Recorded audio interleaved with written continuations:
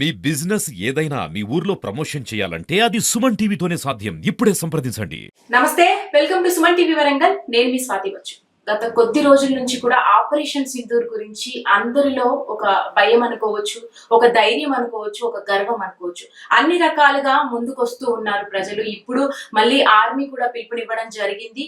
ఎవరైనా సరే మీరు దేశం కోసం పోరాడే తత్వం మీకుంటే మీరు ముందుకు రావచ్చు, భరోసా ఇవ్వచ్చు అని ఒక ప్రకటన రూపంలో తెలిపింది. అయితే కొద్ది రోజులు పోరాటం కానీ, కొద్ది రోజులు మనం శాంతంగా ఉందామని కానీ ఇలాంటి చర్చలు నడుస్తున్న ఈ క్రమంలో అసలు ప్రజలు ఏమనుకుంటున్నారు, ప్రజల భావాలు ఏంటి, వాళ్ళు కూడా ముందుకు వచ్చే ప్రయత్నంలో ఉన్నారా? ఈ పాటికే చాలా మంది చిన్న పిల్లల నుంచి పెద్దవాళ్ళ వరకు కూడా దేశ సేవ చూపించడంలో చాలా చాలా ఉత్సాహం చూపిస్తున్నారు. ఇప్పుడు కూడా మనం వరంగల్ ప్రజల దగ్గరే ఉన్నాము. ఒకసారి ఈ రోజు మనం మాట్లాడబోతుంది ఆడేపు వెంకటేష్ గారితో, బీజేపీ జిల్లా ప్రతినిధి. ఒకసారి మాట్లాడదాము. వారి అనుచరులే గాని వారు యూత్ లో ఎలా ఉన్నారు, వారి యూత్ ఏమంటున్నారు, అలాగే బయట ప్రజలతో కూడా మాట్లాడే ప్రయత్నం చేద్దాము. అసలు బేసిక్ గా ఉత్సాహం అనేది మనకి మనంతట మనకు రావడం అనేది ఒక దేశ సేవలోనే వస్తుంది. మరి వాళ్ళ మాటల్లో ఒకసారి తెలుసుకుందాము. వారి మాటల్ని కూడా మీ ముందు ఉంచే ప్రయత్నం చేస్తాను. నమస్తే అండి. మీకు సుమన్ టీవీ వరంగల్ కి స్వాగతం. సార్ చెప్పండి, అసలు ఇప్పుడున్న వాతావరణం చూసుకున్నట్టయితే మొత్తం కూడా చాలా భయాందోళన మధ్య ప్రజలు ఉన్నారు. అసలు ఎలా జరుగుతుంది, ఏంటి, ఎప్పుడు మన మీదకి వస్తుంది అటాక్స్ అనేది ఏదైతే ఉందండి. అంత లోపలనే మోదీ గారు పిలుపునిచ్చడం జరిగింది, ఆర్మీలోకి వెళ్తారా అని చెప్పేసి. సో దాని గురించి మీ ఒపీనియన్ ఏంటి? ముఖ్యంగా ఏదైతే ఈరోజు ఈ ఇంటర్వ్యూకి నన్ను ఇన్వైట్ చేసినందుకు ముఖ్యంగా సుమన్ టీవీ గారికి ప్రత్యేక ధన్యవాదాలు తెలియజేస్తూ, సో మనం ఏదైతే మోడీ గారు తీసుకున్న సింధూర్ అనే ప్రోగ్రామ్ ఉందో, ఈ ప్రోగ్రామ్ అనేది మెయిన్గా చెప్పాలంటే మహిళల నుంచి చైతన్యవంతులై, అంటే ఏదైతే ఇన్సిడెంట్ జరిగిందో వారి భర్తలను కోల్పోయిన విధానాన్ని అక్కడ చూసిన తర్వాత, మీరు ఏదైతే ఇక్కడ జరిగిన సంఘటనను మీరు మీ మోడీ గారికి చెప్పండి అని వారు ఉగ్రవాదులు ఏదైతే సవాలుగా విసిరారో దాన్ని వారు తీసుకొని దేశం మొత్తం ఏకమైపోయి, అంటే సింధూర్ అనేది ఒక హిందూ మతానికి, అంటే బొట్టు అనేది మన హిందూ మతానికి ఎంత ప్రఖ్యాతి చెందిందో, ఎంత ప్రాముఖ్యత మనం ఇస్తామో, లేడీస్ ముఖ్యంగా ఎంత ప్రాముఖ్యత ఇస్తారో మన అందరికీ కూడా తెలుసు. సో దాన్ని బేస్ చేసుకొని ఆ పేరును తీసుకురావడంతోనే భారతదేశంలో ఉన్న ప్రజలందరికీ అర్థమైపోయింది మోడీ గారు ఎంత సీరియస్గా దీని మీద ఉన్నారనేది. సో దాంట్లో భాగంగానే ఈ రోజు నాడు మనం గత కొద్ది రోజులుగా జరుగుతున్న ఆపరేషన్ను మనం అందరం కూడా టీవీలకు హత్తుకపోయి, భారతదేశంలో ఉన్న ప్రజలే కాకుండా ప్రపంచ దేశాలలో ఉన్న ప్రతి ఒక్కరు కూడా దాన్ని వీక్షించడం జరిగింది. భారతదేశం యొక్క అసలు సైన్యం ఎంత పవర్ఫుల్గా ఉందో కూడా మనం అర్థం చేసుకోవచ్చు ఈ ఆపరేషన్ ద్వారా.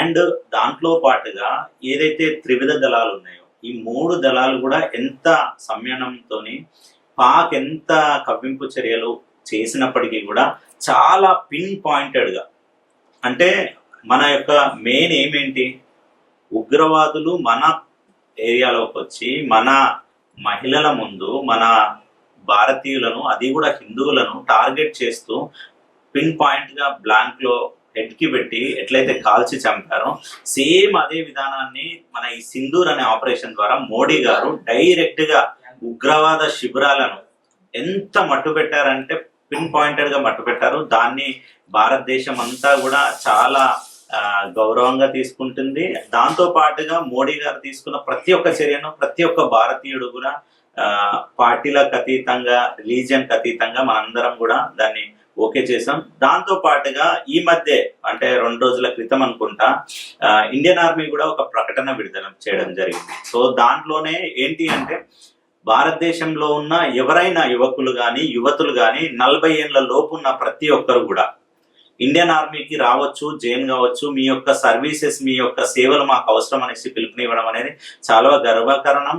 దాంట్లో నాలాంటి వాళ్ళు ఎవరైనా కానీ, అంటే కొంచెం దేశం కోసం పని చేయాలనే ప్రతి ఒక్కరు కూడా దీనికోసం ఉత్సాహంగా పనిచేయడానికి సిద్ధంగా ఉన్నారు. నా వంతుగా నేను కూడా ప్రయత్నం చేయడానికి సిద్ధంగా ఉన్నాను. ఎందుకంటే దేశం కోసం పనిచేయడం అనేది అది అదృష్టం, అందరికీ దొరికే భాగ్యం కాదు. అది మనం చూస్తుంటాం. మొన్న ఈ మధ్య మనం చాలా మంది ఆర్మీ జవాన్లు చనిపోవడం కానీ, వాళ్ళ ఫ్యామిలీలను కానీ, వాళ్ళ ఫ్యామిలీలో చనిపోయినా కానీ వాళ్ళ పిల్లలు కూడా మేము కూడా ఆర్మీ జవాన్ అవుతామని చెప్పిన మాటలు కానీ మనం విన్నాం.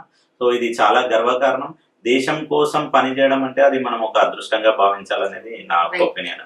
అయితే ఇక్కడికి చిన్న విషయం అండి, అంటే ఈ వాగ్వివాదాల మధ్యలో చాలా వరకు కొంతమంది సెలబ్రిటీస్ బయటికి వచ్చి అంటే అన్యాయంగా అక్కడ పార్క్ లో ఉన్న చిన్న పిల్లల్ని కానీ ఆడపిల్లల్ని కానీ టార్గెట్ చేస్తున్నాము, ఇది తప్పు కదా అన్నట్టుగా మాట్లాడుతున్నారు. ఇది ఎంతవరకు కరెక్ట్ అంటారు? యాక్చువల్ గా చెప్పాలంటే ఎక్కడ కూడా పాకిస్తాన్ లో ఉన్న ఏ ఒక్క ప్రజలకు కానీ వాళ్ళు నివసించే నివాసాల మీద కానివ్వండి, హాస్పిటల్స్ లో కానివ్వండి, మసీదులలో కానివ్వండి, ఎక్కడ కూడా దాడి అనేది జరగలేదు.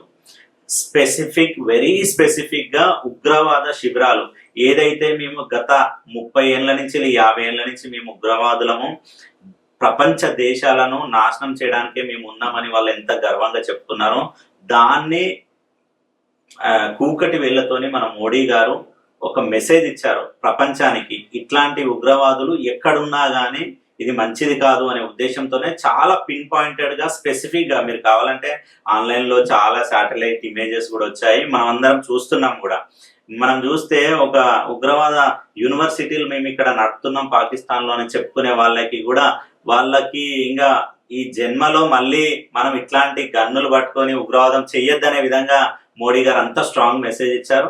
ఇది ఓన్లీ మన భారతదేశ విజయం కాదు, ప్రపంచ దేశాలన్నిటికీ ఒక స్ట్రాంగ్ మెసేజ్ ఏంటి అంటే ఉగ్రవాదం ఎక్కడున్నా కానీ మోడీ అండ్ భారతదేశం దీన్ని టాలరేట్ చేయదు అండ్ జీరో ఉగ్రవాదం తీసుకొచ్చే విధంగా మేము పోరాటం చేస్తామని మోడీ గారు చాలా స్పెసిఫిక్ గా, వారి ఇంటర్వ్యూ చూస్తే కూడా మనకు చాలా వాళ్ళ గూఢార్థం అర్థమవుతుంది. ఏంటి అంటే చాలా స్పెసిఫిక్ గా ఉగ్రవాదం రానున్న రోజులలో మన ఇండియాని చూడాలంటేనే భయపడాలనే విధంగా వారు చేశారనేది మేము భావిస్తా ఉన్నాం. అయితే యుద్ధానికి విషయానికి వస్తే యుద్ధం ఇప్పుడు జరుగుతున్న సమయంలో రాజకీయాలు పక్కన పెట్టినా ఇటు వర్గాలు పక్కకు పెట్టి కూడా చిన్న పిల్లల నుంచి కూడా వాళ్ళ పాకెట్ మనీని బయటికి తీస్తూ, అలాగే దేవాలయాల్లో యజ్ఞాలు చేస్తూ కుల మతం భేదం లేకుండా కూడా ముందుకొస్తున్నారు.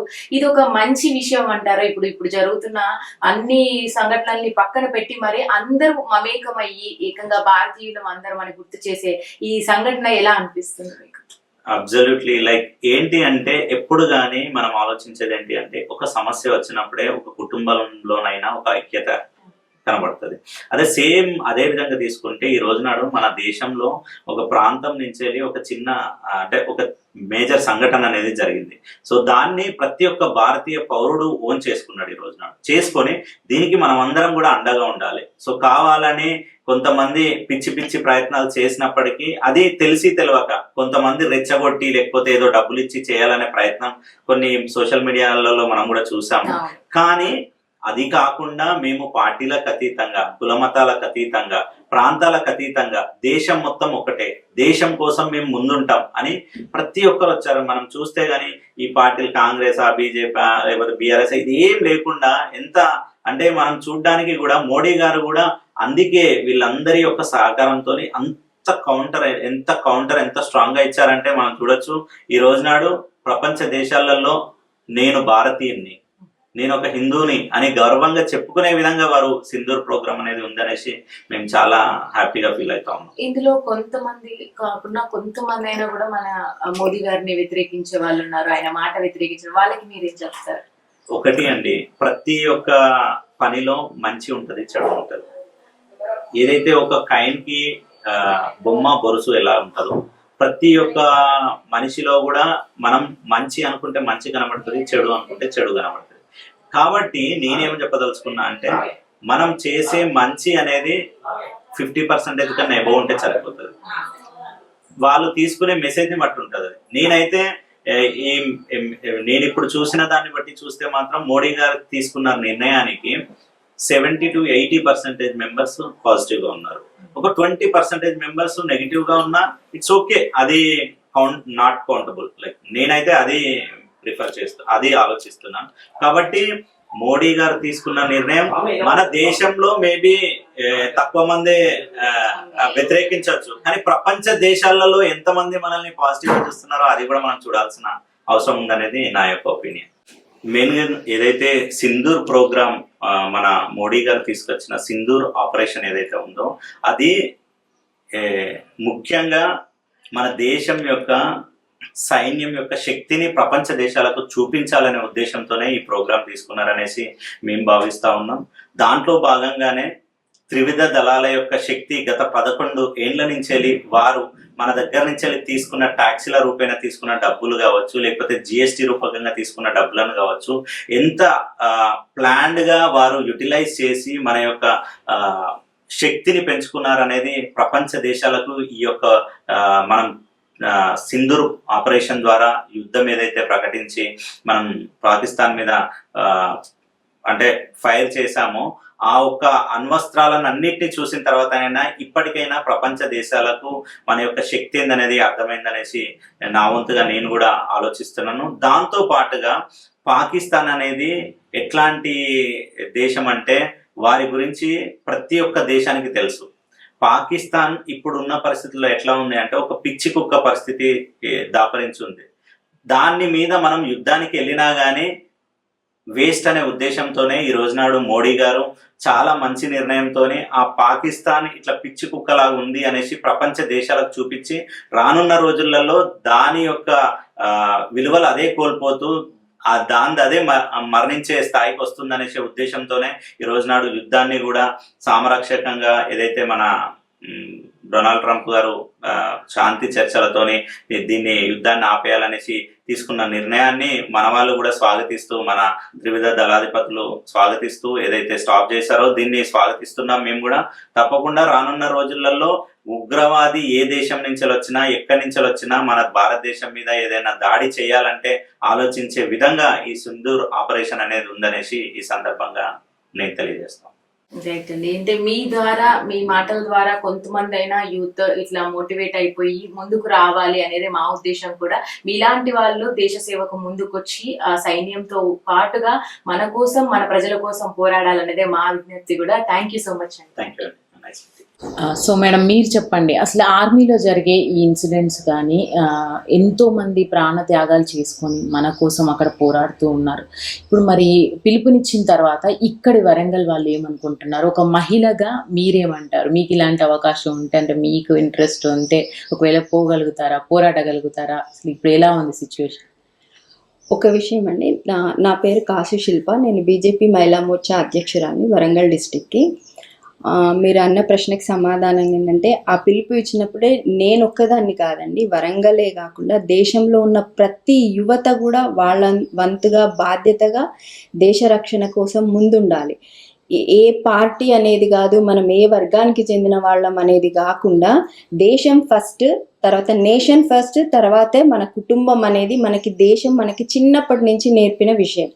సో ఆ విషయంగా ప్రతి ఒక్కరూ ముందుండాలి.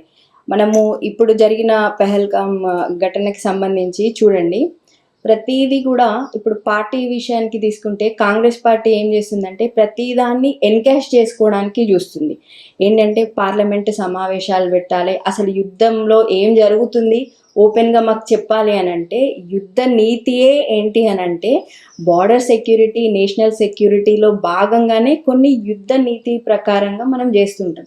దాన్ని పార్లమెంటులో సమావేశాలు పెట్టి ఓపెన్ సీక్రెట్ చేయమనడం ఏంటి అని అంటే, మీరు ఇండైరెక్ట్గా ఇండియాకి సపోర్ట్ చేస్తున్నారా, లేకపోతే మన శత్రు దేశాలైన వాళ్ళకి ఏమైనా హింట్స్ ఇవ్వాలని అనుకుంటున్నారా? అది దయచేసి నేను ఒకటే మీడియా ద్వారా అందరికీ చెప్పాలనుకుంటున్నది ఏంటంటే, దయచేసి మీడియా కూడా మీరు ఒక్కటి సపోర్ట్ చేయండి. ఏంటంటే ఎవరైనా పార్టీలకి అతీతంగా ప్రతి ఒక్కరూ దేశ రక్షణ కోసము ముందుండి నేషన్ ఫస్ట్, తర్వాతే ఏదైనా అని ముందు ఉండండి. దానికోసం మీడియా కూడా ఈ మెసేజ్ని మీడియా ద్వారా అందరికీ అందజేయాలని కూడా కోరుకుంటున్నాను. ఓకే అండి. అయితే ఇప్పుడు జరుగుతున్న సిచ్యువేషన్స్లలో అంటే ఇది ప్రొలాంగ్ అవుతుందా యుద్ధానికి సంబంధించి, మనం ఇంకొక ప్రపంచ యుద్ధాన్ని చూడబోతున్నామా అనేది ఒక భయం అనేది ఉండింది. మోడీ గారు అక్కడ ఉన్నారు, చూసుకుంటారు అన్న భరోసా ఉందంటారా జనాలు? తప్పకుండా అండి. మోడీ గారు ఉన్నారు కాబట్టే యుద్ధం కాకుండా ఇది యుద్ధం కాదండి. ఇక్కడ ఒకటి మనం గమనించాలి, ఇది ఆపరేషన్ సింధూర్ అనేది ఒక చిన్న ఆపరేషన్, ఇది యుద్ధం కాదు. ఎందుకంటే మనం గత కొన్ని సంవత్సరాలుగా యుఎన్ఓలో భద్రతా మండలిలో శాశ్వత సభ్యత్వం కోసము చాలా ప్రయత్నం చేస్తున్నాం. దానికోసం ఏంటిది అని అంటే మనని మనము నిరూపించుకోవాలి. ఏమని అంటే మనము ప్రతిదానికి యుద్ధానికి దారి తీసే వాళ్ళం కాదు. కేవలం ఇక్కడ మోడీ గారు 2 పాయింట్స్ చెప్తున్నారు. ఏంటంటే పాక్ ఆక్రమిత కాశ్మీర్ మాకు రావాలి. రెండో పాయింట్ ఏంటంటే మేము ఉగ్రవాదులను మాత్రమే కాన్సన్ట్రేషన్ చేస్తున్నాం, అంతేగాని శత్రువులు అంటే ఉగ్రవాదులు మాత్రమే, ఏ ప్రజలని ఉద్దేశించి వాళ్ళు చేయట్లేదు. సో ఈ 2 పాయింట్ల మీద ఉంటూనే యుద్ధానికి దారి తీయకుండా కూల్గా సామరస్యంగా ఉండడమే మోడీ గారిది, బీజేపీ గవర్నమెంట్ది మన ఉద్దేశం. కానీ ఇక్కడ కొన్ని శత్రు దేశాలు ఉంటాయి, లైక్ చైనా. ఉదాహరణకి చైనా ఏం చేస్తుందంటే భద్రతా మండలిలో మనకి శాశ్వత సభ్యత్వం రావద్దు అనడానికి ఏంటంటే ఈ ఆపరేషన్ సింధు అనే దాన్ని ఉపయోగించుకోవడానికి ప్రయత్నం చేస్తుంది. అంటే మనమే ఫస్టే కాలు దూవుతున్నామని, యుద్ధానికి దారి తీయాలని చూస్తున్నామని చెప్పేసి వాళ్ళు కొన్ని ఏంటంటే దీన్ని ఉపయోగించుకోవాలని చైనా ప్రయత్నం చేస్తుంది. అట్లాంటి వాటికి మోడీ గారు తగిన సమాధానం చెప్తారు. ఏంటంటే ఇది యుద్ధం కాదు, ఒక చిన్న ఆపరేషన్. ఈ ఆపరేషన్ ద్వారా ఉగ్రవాదుల స్థావరాలని మట్టుపెట్టడం, ఉగ్రవాదాన్ని నిర్మూలించడమే ముఖ్య ధ్యేయం. దానికి మోడీ గారు తప్ప ఇంకొక ఎవ్వరు కూడా ప్రయత్నం చేసినా ఇది జరగదు.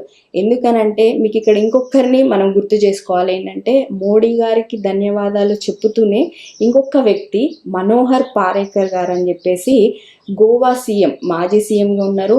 అదేవిధంగా మనకి మాజీ రక్షణ శాఖ మంత్రిగా కూడా పనిచేసిండ్రు. తను ఏం చేసిండ్రు అని అంటే తను రక్షణ శాఖలో ఉన్నప్పుడు, మంత్రిగా ఉన్నప్పుడు కొన్ని యుద్ధ విమానాలు అనేది మనము కొనుక్కోవడం అనేది జరిగింది. ఆ drone system, air craft drone సిస్టమ్ని తను ముందు అంచనా వేసి కొనుగోలు చేయడం జరిగింది. అంటే కొనుగోలులో తన పాత్ర చాలా ఎక్కువగా ఉంది. ఆ డ్రోన్ సిస్టమ్ ఇప్పుడు ఏంటిది అని అంటే ఎయిర్లోనే ఆ డ్రోన్ సిస్టాన్ని న్యూట్రలైజ్ చేసే విధానం అన్నట్టు. అంటే ఒక దేశం కోసము ఆలోచించి ఎవరైతే ముందు జాగ్రత్త కోసము పనిచేసే వాళ్ళు ఎవరన్నా దేశభక్తులు ఉన్నారు అంటే వాళ్ళు బీజేపీలోనే ఉన్నారు. అంతేగాని కాంగ్రెస్ గవర్నమెంట్ చూస్తే చెప్తే బాధ అనిపిస్తుందండి. ఎన్నో స్కాములు చేసిండ్రు. సైనికుల మరణిస్తే శవపేటికని కూడా దానిలో కూడా స్కామ్ చేసినటువంటి గవర్నమెంట్ ఏదైతుంది అంటే కాంగ్రెస్ గవర్నమెంట్. కానీ మోదీ గవర్నమెంట్ అట్లా కాదు. ఈ మనోహర్ పాలేకర్ గారు ఇప్పుడు మన మధ్య లేరు, దివంగతులయ్యారు. కానీ తన నిర్ణయం అనేది ఇప్పుడు మనము ఈ ఆపరేషన్ సింధూర్లో సక్సెస్ కావడానికి చాలా కీలక పాత్ర వహించిందనమాట. అట్లాంటి వాళ్ళు ఉన్నటువంటి ప్రభుత్వము బీజేపీ ప్రభుత్వము.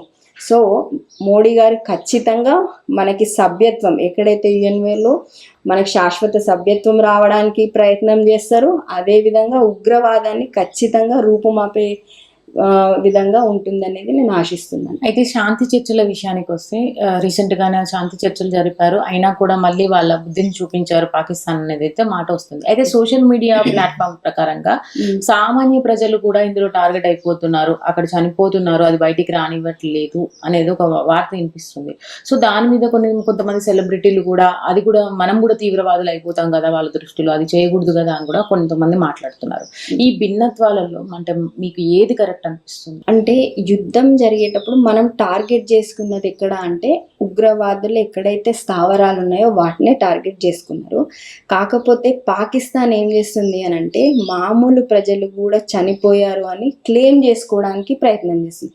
ఈ క్లెయిమ్ చేసుకోవడంలో ఏంటి అని అంటే ఇండియాని ఒక యుద్ధానికి దారి తీసే దేశము, లేకపోతే అది కూడా ఉగ్రవాదాన్ని ప్రేరేపిస్తుంది లేదా యుద్ధాన్ని ప్రేరేపిస్తుంది అనే విధంగా ఉండటం కోసము పాకిస్తాన్ కానీ అట్లా క్లెయిమ్ చేసుకోవడానికి ప్రయత్నం చేస్తుంది. దీంట్లో ఏం చేస్తుందంటే సోషల్ మీడియాని కూడా ఒక ఆయుధంగా వాడుకోవడం జరుగుతుంది. కానీ ఇది సోషల్ మీడియానే కానీ లేదా మీడియా ద్వారా కానీ ఇది అబద్ధం అని చాలా వరకు మనకి చెప్పడం జరిగింది. దాన్ని కూడా ప్రజలు గమనిస్తున్నారు. అయితే హైదరాబాద్ మరో పాకిస్తాన్ ఉంది హైదరాబాద్లో అనేది ఒక వార్త అయితే వినిపిస్తుంది. ఎక్కువగా దాని మీదనే హైదరాబాద్ మీదనే ఫోకస్ ఉంటుంది. చెప్పలేము, అది కూడా ప్రభుత్వం హయాంలలో కొన్ని ప్రభుత్వాలు వాళ్ళకి సపోర్ట్ చేస్తున్నాయి అంటున్నారు. ఈ మాట మీద మీరేమంటారు? అవునండి, ఎందుకంటే హైదరాబాద్ అనేది భారతదేశమే భిన్నత్వంలో ఏకత్వం, అన్ని మతాల కలయికనే మన భారతదేశం. అందులో సెకండ్ ప్లేస్ హైదరాబాద్ అని ఎందుకు అంటుంది అని అంటే హైదరాబాద్లో మ్యాక్సిమం ముస్లిం కమ్యూనిటీ ఉండడం అనేది జరుగుతుంది. నెక్స్ట్ పాయింట్ ఏంటి అని అంటే యుద్ధం విషయానికి వచ్చినప్పుడు పార్టీలు పక్కన పెట్టి ప్రతి ఒక్కరు కూడా ఏంటి అని అంటే నేషన్ ఫస్ట్, మనం ఇండియన్, వీఆర్ ఫస్ట్ గుర్తుంచుకోవాలి, వీఆర్ ద ఇండియన్స్. సో మన దేశాన్ని మనం రక్షించుకోవాలంటే ముందు ఉండాలి. అట్లాంటిది ఇక్కడ పరిపాలించే ప్రభుత్వం వీళ్ళకి ఒకసారి అవకాశం ఇచ్చారు. ఏంటంటే కాంగ్రెస్ ప్రభుత్వం పరిపాలించడానికి మన తెలంగాణలో అవకాశం ఇచ్చారు. కానీ ఆ అవకాశాన్ని వీళ్ళు మిస్యూజ్ చేసుకుంటున్నారు. మిస్యూజ్ చేసుకొని ఏంటిది అని అంటే వాళ్ళ నేచరే ఫస్ట్ నుంచి ఏంటి అని అంటే ఏదైనా కానీ ఉగ్రవాదాన్ని ప్రేరేపించడము, లేకపోతే వాళ్ళకి షెల్టర్ కల్పించడము. నెక్స్ట్ ఇంకోటి ఏంటిది అని అంటే సోషల్ మీడియా ద్వారా, వివిధ మీడియాల ద్వారా వేరే వాళ్ళని రెచ్చగొట్టే ధోరణి ఉంది. ఉదాహరణ నేను మనది ఇక్కడే కాకుండా వాళ్ళు ఏమంటున్నారంటే పార్లమెంట్ సమావేశాలు పెట్టాలంటున్నారు. నెక్స్ట్ ఇంకోటి ఏంటంటే అమెరికా ఎందుకు మనకు సపోర్ట్ చేస్తుందనో, లేకపోతే అమెరికా ఉద్దేశం ఏంటి అనేది బయట పెట్టాలి అంటుందండి. ఎవరైనా మధ్యవర్తిత్వం చేసేటప్పుడు బయట పెట్టాలంటే దానికి చాలా రీజన్స్ ఉంటాయి. ఒకే ఉదాహరణ చేస్తాం. ఏంటంటే అమెరికా కొన్ని యుద్ధానికి సంబంధించిన ఆయుధాలు అమెరికాకు సంబంధించిన పాకిస్తాన్ కొనుగోలు చేయడం జరిగింది. మనము రఫేల్ లాంటివి ఏం చేసినామంటే ప్యారిస్ నుంచి కొనుగోలు చేయడం అనేది జరిగింది. అట్లా కొన్ని దేశాల నుంచి, వివిధ దేశాల నుంచి మనం కొనుగోలు చేయడం జరిగింది. ఇప్పుడు అమెరికా ఓపెన్గా రెండు సమానం అని చెప్తుంది, కానీ ఓపెన్ అప్ అయ్యి లేదు ఇండియానే మంచిగా యుద్ధం చేస్తుందని ఎట్లా చెప్తుంది? తను అమ్మిందే ఒక దేశానికి, కానీ ఇంకొక దేశానికి సపోర్ట్ చేయమని అంటే ఎట్లా చెప్తుంది? ఇట్లాంటి విషయాలు ఏవి కూడా పార్లమెంట్ సమావేశాలు పెట్టి మనం యుద్ధం ఎట్లా చేస్తున్నాము అనేది, అంటే మన నేషనల్ సెక్యూరిటీ, మన బార్డర్ సెక్యూరిటీని, మన రక్షణని మనమే పార్లమెంటుగా అందరికీ బహిర్గతం చేయడం అనేది ఎంతవరకు కరెక్ట్? అంటే అది అడిగే విధానం కానీ ప్రతిదీ కూడా కాంగ్రెస్ దగ్గర చాలా తప్పులు ఉన్నాయి. ఏంటంటే వాళ్ళ నేచరే ఏంటంటే ఇన్నేళ్ల నుంచి పరిపాలనలో ఏవైతే స్కాములు చేసిండ్రో, నేను ఇప్పుడే చెప్పాను కదా ఒక్క పాయింట్, అంటే సైనికులు మరణిస్తే పెట్టేటువంటి శవపేటిక పైన కూడా స్కామ్ చేసినటువంటి కాంగ్రెస్ ప్రభుత్వము బీజేపీ తోటి పోల్చేదే లేదు. వాళ్ళకి ఇచ్చిన అవకాశాన్ని కొన్ని రోజులు సద్వినియోగం చేసుకుంటారా లేదా, ఇలా దేశం మీద కూడా ఇలా చేస్తుంది అని అంటే ఇక ఇండియాలో కాంగ్రెస్ ప్రభుత్వం లేకుండా చేసేటువంటి హక్కు కానీ అధికారం కానీ ప్రజలకి ఉంది.